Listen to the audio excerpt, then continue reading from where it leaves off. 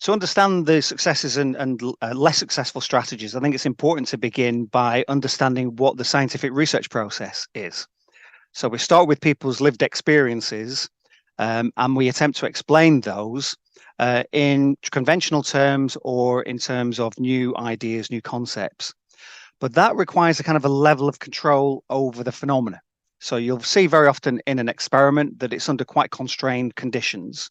And that's certainly a positive because the research literature shows that mediums are able to provide information that's not easy to explain away because it's been generated under these controlled conditions. But the flip side of that is that very often there's been too much of an emphasis on control. So I think the early work of the Society for Psychical Research would be a good example of that, where there wasn't really much of a sense of how mediums might operate ordinarily. They simply had to conform to the system that they provided. And I'd say that is very clearly a disadvantage. There wasn't really much of an inkling of how it is that mediums practiced. And I think probably in terms of modern day 21st century mediumship, there is a much greater appreciation of how mediums operate, what the phenomenology, the subjective experience is, as a complement to providing a verification of the evidence as going beyond what we can expect by normal means. So could you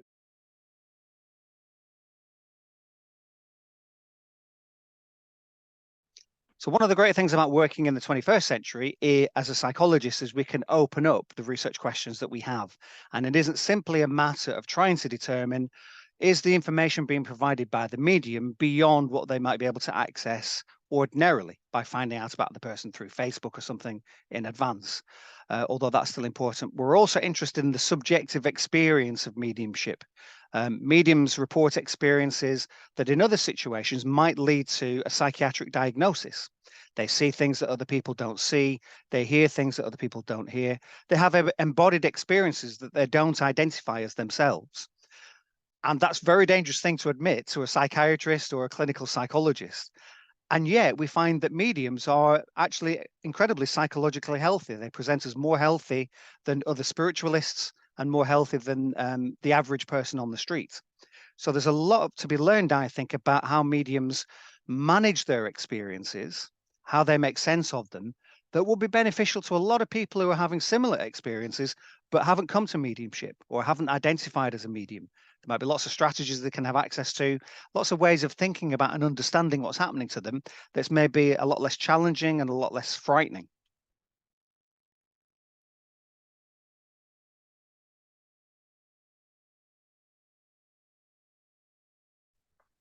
Of course, as a psychologist, I would argue that all experience is subjective and it's all constructed.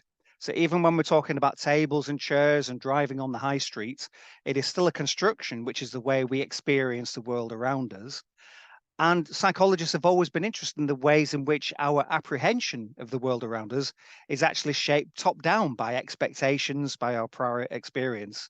Um, so I think for that reason, we expect that it is a construction without at all diluting or kind of undermining the experience itself. Secondly, nevertheless, I think there's a real concern about how mediumship is understood by outsiders. I think there is absolutely an antipathy to mediumship experiences and the claims that are being made for mediums that's based on a very poor understanding of what it is that mediums do or how it is they come to the information that they have access to. And I think we can absolutely do a service for the medium community by speaking to particularly mental health professionals, but other scientists as well, to say, this is the actuality, this is the thing that you need to know about before you start to, in a knee jerk way, reject these experiences as deluded, illusory, wishful thinking, whatever it might be. So I think that's why it's important to do it in that way. And at the same time, an important service for the medium community is to give them greater kind of familiarity with scientific principles, to understand that not all scientists have got it in for them if they're exercising some criticality, because that's the way we work normally with any claim, not just these kinds of claims. And it can actually be really healthy for them to be a little bit more critical in consuming their own experience if they want to understand their process. It is worth challenging, it is worth experimenting with in ways that various traditions do encourage people to do. But I can understand it feels precarious and it feels privileged and special, so you don't want to tinker with it. That's kind of not what we do. You know, we get that clock, and the first thing we do is take it to pieces to see how it works, and then see if we can put it back together again.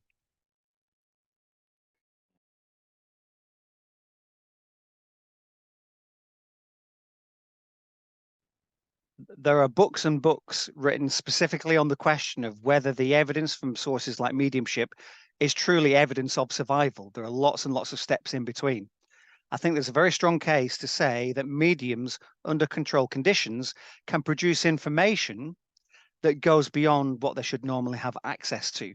And it seems most likely that this derives or originates with some kind of discarnate source because it reflects their motivations, you know, and the relationship they might have had with a living person in front of them.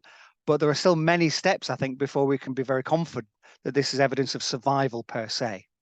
I think one of the disappointments is that researchers haven't spent that much time working with mediums in order to get their account of what survival is like. You know, much of the work is very much on verifiable information that can be confirmed by the living. And perhaps it would be more interesting to learn a lot more about the spiritual journey that happens post mortem. But as yet, researchers are not particularly interested in it. I'm going to add another bit, so like a separate cut, which is when we used to talk about scientific research to the mediums at the Arthur Findlay Centre and talk about the variety of different ways that count as scientific practices, they listened patiently and respectfully, but they weren't interested. They only wanted to know about neuroscience. That's true science. And I think that is certainly a development that we're seeing at the moment, that we have access to advancements in technology that allow us to ask questions we couldn't have asked 20 years ago. And it's particularly reassuring to see, for example, that when mediums are hooked up to an EEG system to monitor brain activity, and then report that they're entering some form of trance, a light trance or a deeper trance maybe, that there are physiological changes that can be documented and evidenced in a very objective way. So I think that's a service we can provide now that probably wasn't possible by our forefathers.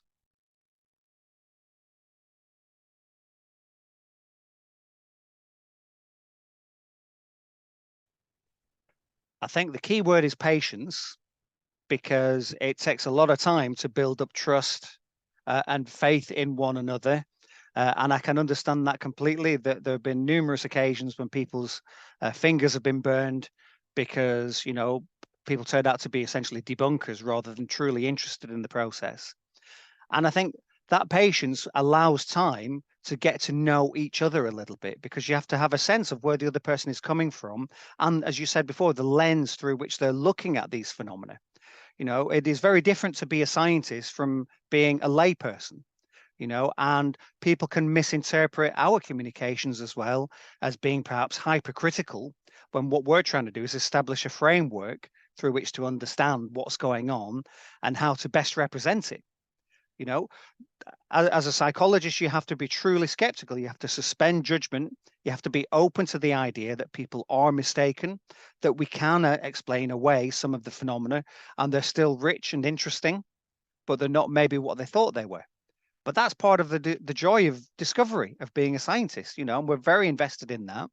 But we're especially excited about the idea that some of these claims and some of these experiences don't sit at all well within a current scientific worldview, and that it's the worldview that needs to change, not the people and the experiences, because the world is as it is.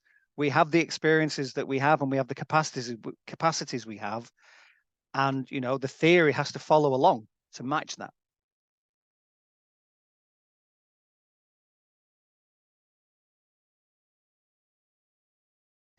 Well, it's certainly not about self-aggrandizement, that's for sure. You know, I started out at a Russell Group University, which is the UK equivalent of the Ivy League.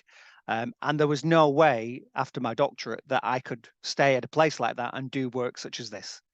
But of course, the driver for some of us at least is in exploring the world around us. You know, we have core existential questions. We don't expect to have satisfactory answers to any of them, but at least we can kind of reach out in the dark and crawl a little bit down the passageway and discover something that might help the next generation towards it. But I would rather spend a lifetime making only a little progress with something which is a substantial question for humankind than to waste my time getting easy grants to do trivial studies that don't advance anybody anywhere. You know, that there's an analogy, I'm sure you've heard about it, of the kind of drunk looking for his car keys under a light at night, and somebody asks him, "Well, where did you drop your keys?" He says, "Well, they're over there." "Well, why are you looking here?" "Well, the light's better here." Um, and the sense of psychology is that funding is very easy to get if you want to do the trivial, because you can package it up very neatly, a very discreet little study, a couple of studies. You can get statistics coming out of your ears from those studies, but it's apropos nothing in particular. It doesn't show anything that's interesting or relevant. Or you could do the kind of work that we want to do and find it a real struggle to get any true insights. But with every step, we get to learn about individuals, and about their process, um, and that's what makes it exciting and interesting, even if we can't make those big advances.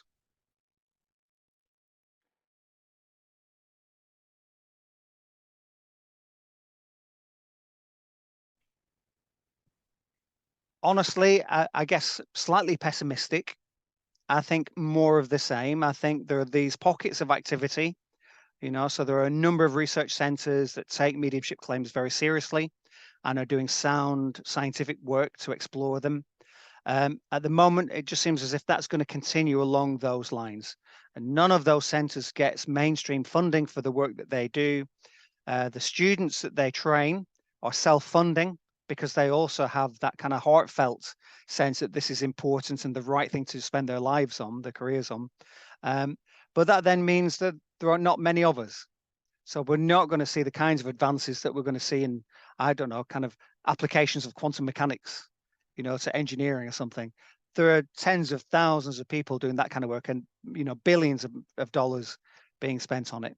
So we're in a very different part of that sector, um, but we're carrying on chipping away, and we are exploiting advances in technology, which is giving us new and fresh insights, and particularly reinforcing the idea that people who are having these experiences, that those experiences can be verified in some ways, that it isn't just imagination or expectancy, that there are markers that we can see that show that something truly is shifting as you move from one space to another.